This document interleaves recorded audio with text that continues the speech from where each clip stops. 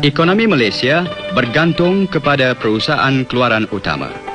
Getah, kayu kayan, timah, kelapa sawit dan barangan utama yang lain meliputi 50% keluaran nasional kasar.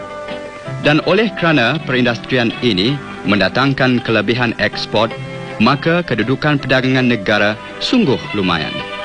Keadaan ini kelihatan dari cara hidup masyarakat berada kita. Dan ringgit Malaysia merupakan mata wang yang tegap di dunia.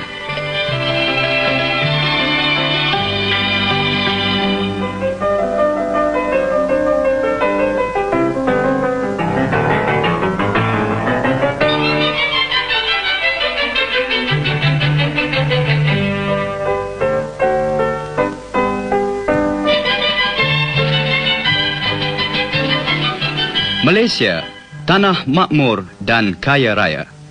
Dengan iklim yang sesuai dan tanah yang subur, Malaysia boleh cukup dengan beras, makanan utama penduduknya.